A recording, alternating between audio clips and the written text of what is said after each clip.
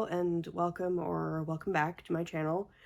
I'm Chantel and I sound a little cruddy right now. That's because I am a little cruddy, as in I'm full of crud. Um, as I mentioned in my last video, I was getting a little and then I really got sick. I've been sick for a few days now. I'm actually feeling a lot better. I would say I'm not really sick anymore, but I do definitely still sound really stuffy. So we're working on it. If you think this is bad, you should have heard me like a few days ago, because I basically could not talk for a couple of days there. It was that bad. So this is actually a huge improvement from where I was a few days ago. I'm feeling a lot better. Still a little tired, still a little cruddy. So this week's video is going to be pretty short so that I don't have to spend a lot of time cutting out my own coughs and sniffles, and you don't have to put up with it. I think probably what I'm going to do in this video is just talk about a few movies that I've watched recently that I think are good and potentially worth your time if you're interested. Like with my reading habits, I watch a lot of movies, a lot of different kinds of movies all the time. As I said in a couple of my previous videos, I do have a degree in film studies, and so like movies are like one of my special interests. I don't like work in film anymore, or I'm not in academia anymore. But I do still watch a lot of movies. I usually try to watch approximately 100 movies a year or so, give or take. And I watch across pretty much every genre, every era of filmmaking, from the earliest silent movies to the most recent blockbuster hits, to all movies from all over the world. I watch pretty much everything.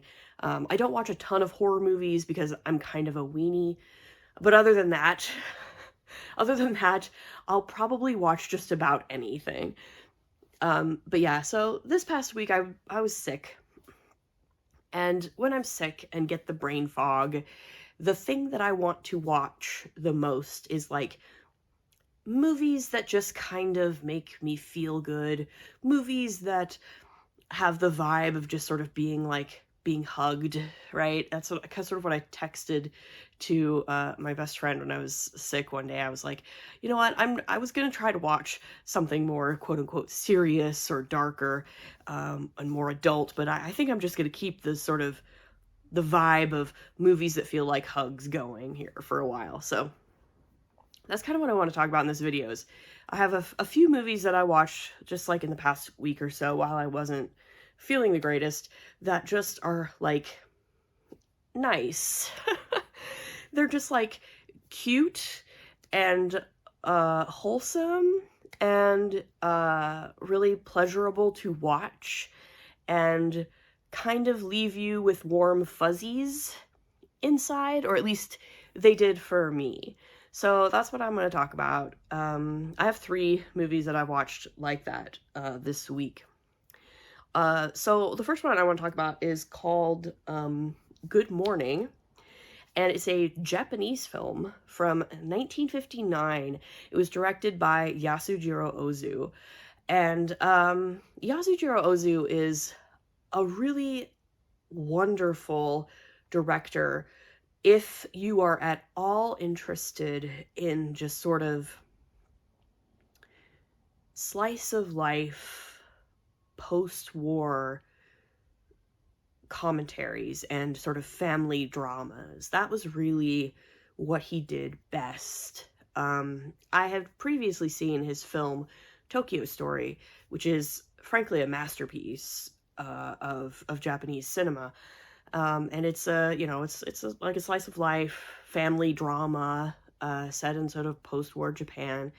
And but this film, Good Morning, is actually more of a family comedy almost. It is also just sort of set in sort of his contemporary. So 1959, it was contemporary at the time, set in the Tokyo suburbs. It's about just some families in this suburb. And sort of the main, I would say, the main plot thread, if you can call it that, because this really, again, like I said, this is pretty much just a slice of life. There's not a lot of plot going on here. But if there is a main plot thread, it does sort of center on this one family who have two young sons.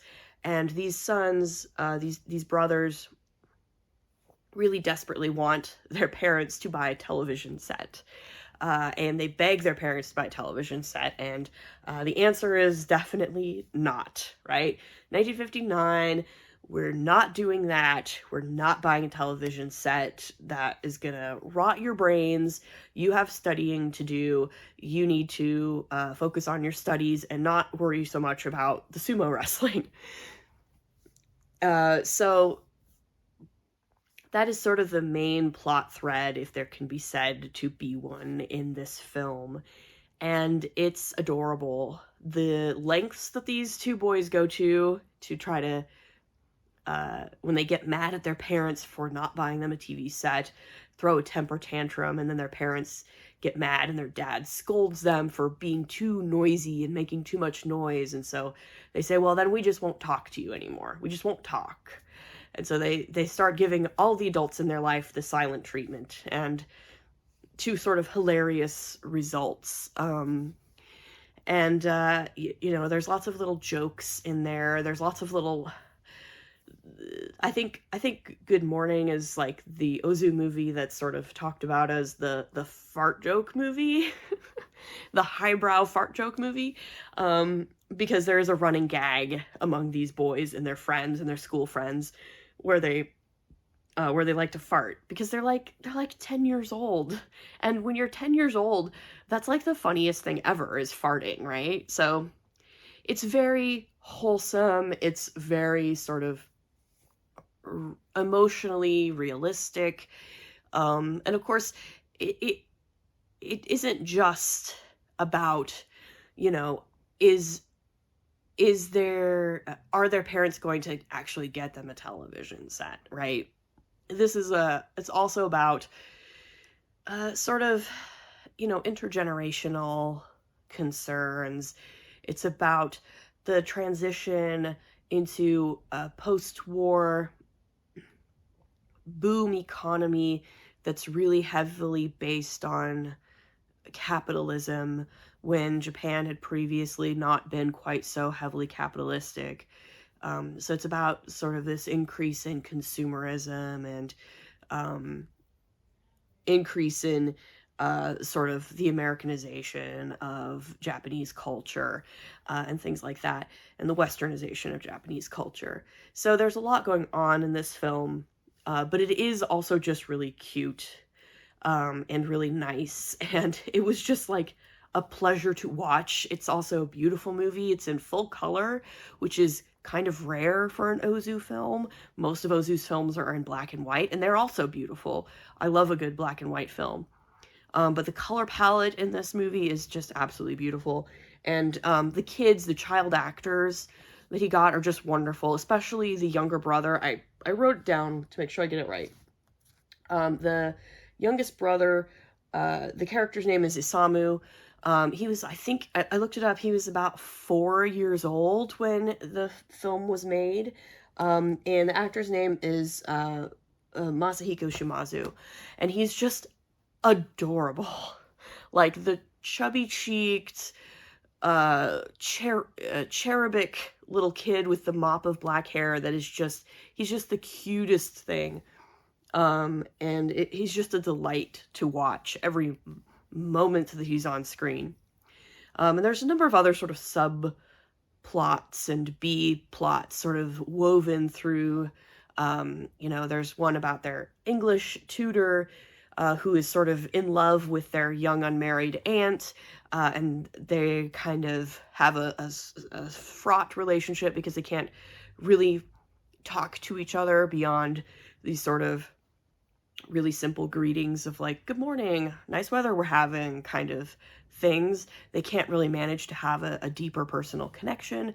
And there's other things too about, aging and retirement and finding jobs and the way that the sort of growing corporate culture in Japan is causing problems for older generations and things like that.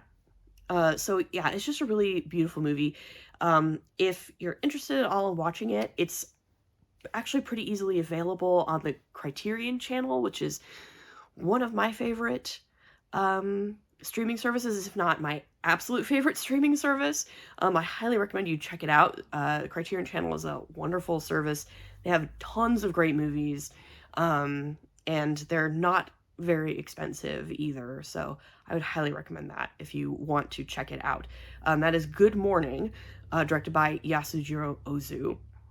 Okay, so the next movie that I want to talk about is probably a little bit more widely known because it's a much more recent American release, and that is Nimona, directed by Troy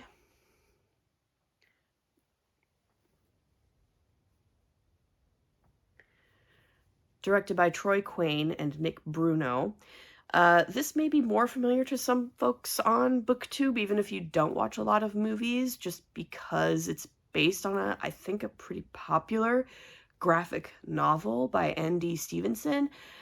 I have not read the graphic novel that this is based on. It's actually on my TBR. It has been for ages. It's just one of the, like, gazillion books that I just been sitting on my TBR for a long time. But I did watch the movie recently that Netflix put out, and it's very good. If you don't know the story of Nimona, it's about a kingdom. It's a kind of sci fantasy, almost steampunky kind of setting, because it's sort of modern, but it's still like a kingdom, and they have knights, and they have a monarch, and they have, giant walls surrounding the kingdom to keep the monsters out, and the knights are there sworn to protect the kingdom from the monsters. And this knight, he's framed for murder, and he has to go into hiding. He's like a wanted man, a wanted criminal. And he is discovered by Nimona, who is a shapeshifter, something or other, some kind of a shapeshifter. And she wants to be a villain's sidekick, and she's decided that he's the villain that she wants to be the sidekick for. Of course, he's not really a villain, is he? He's actually a good guy, and he thinks she's pretty scary because she seems to be the monster that he's supposed to be protecting the kingdom from, but she's not actually bad. So it's very much a found family, learning to overcome your ingrained prejudices and understand people who are different from you kind of situation. It's really funny. It's really action-packed. The animation is gorgeous. For me, it's one of those things where it's like, this isn't like a groundbreaking film that does anything particularly new or different, but it knows exactly what it is and what it's doing, and it does every bit of it really perfectly, right? So, like, what the overall beats of the story are gonna be, and that's perfectly fine. That's what I wanted, and it works wonderfully, right? Every single story beat is great. The character development is exactly what it should be and what you want it to be. It has the final act is just really incredible. It hits home really well. It made me cry at the end. And it was just really fun. I highly recommend it. The other thing I want to say about Nimona is that Netflix has made it available for free on YouTube for the next week or so. I believe it is going to be available until February 26th, which I think is next Monday or Tuesday. So I'll put a link in the description below so that you can watch it for free. Netflix just put the whole thing up on YouTube. So it's just here on YouTube. So you should absolutely watch it for free. If you don't have Netflix, now is your chance to watch an Oscar-nominated animated feature that is extremely good. So yeah, give it a watch. And yeah, otherwise, if you have Netflix, it's available on Netflix. So yeah, that is Nimona. And then the final movie that I want to talk about really quickly here that I watched while I was feeling under the weather to make myself feel a little bit better. And here comes my sometime co-host to join us for this. The third movie is Paddington 2 from 2017. It was directed by Paul King, who also directed the first Paddington movie from 2014. If you have not watched the Paddington movies, oh my gosh, please watch the Paddington movies. They are so good. I kid you not. They are cinematic masterpieces. I need everyone to watch the Paddington films. I thought the first Paddington was about as perfect as a family movie about a talking bear who wears a red hat could be. And then I watched Paddington 2, and somehow, Paddington 2 is even better. It is amazing. Hugh Grant is the villain in this movie. That's not a spoiler. We know he's the villain from the beginning. It's not complicated. These movies do not have complicated plots. He is astoundingly good in this movie. He basically plays a caricatured version of himself. And it is so funny. Brendan Gleeson is also in this film. And my God, that man just owns every scene that he is in. It's incredible to watch. What I will compare the Paddington movies to is, frankly, the best of the Muppet movies from, like, the 90s. When they would get someone like Michael Caine to play straight against all of these puppet characters. That's what these movies remind me of. Because, yeah, everyone is just, sorry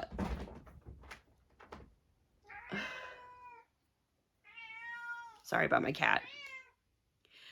Because everyone in these movies is just, fully into it. They are all 100% here for this, no matter how ridiculous it gets. And to me, that's, like, the best kind of family movie, because, like, when you just lean into the silliness of it and just let it happen and let it be earnest and let it be loving and let it be true, it just works. It just works. Every moment of these movies just work. And it's like being wrapped up in a big hug, really. The Paddington movies, if you don't know about Paddington, I don't know what to tell you. They're based on the Paddington Bear stories that are extremely popular children's books about a bear. He's from Peru. He comes to London. He gets found and picked up by a family at Paddington train station, and so they call him Paddington. And he wears a blue pea coat and a red hat, and he gets into all kinds of hijinks. And it's adorable. And he has there's a found family component. I mean, that's really what it's about. It's about found family. It's about loving each other. It's about just being kind. just being kind. That's, like, literally, that's all it is. Like, literally, these stories are basically about Paddington Bear making friends with everybody because he's just so nice. And everybody just loves him because he's great and he's super nice. And so, like, they're great movies. It's one of those rare films where it's like, it's a family movie, the kids can watch it and love it, and the adults will also really love it because they're actually super, super good movies. So yeah, those... I'm gonna end this video here because I'm starting to lose my voice and my cat is starting to go crazy. So those are the 3 movies that I've watched recently that are just really fun and wholesome, and they're like being wrapped in a warm hug. Oh, and I will say, I do have to say, the Paddington films are available on Hulu. Both of them are available on Hulu if you have Hulu. So all 3 of these films are easy to find, relatively. Nimona being the easiest right now. But yeah, so those are 3 movies that I watched while I was feeling under the weather and needed something that felt like a warm hug. And I will put some more information about them and links in the description below if you want to check them out. Next week's video we're gonna be getting into March pretty soon, so next week's video, hopefully, if I'm better, I'll be doing my February reading wrap up. So yeah, until then, yeah, I guess leave a comment below if there's any really good movies that you've seen lately that you've really enjoyed. If there's any other movies that you'd like to see me talk about. There's definitely a lot that I would like to talk about at some point.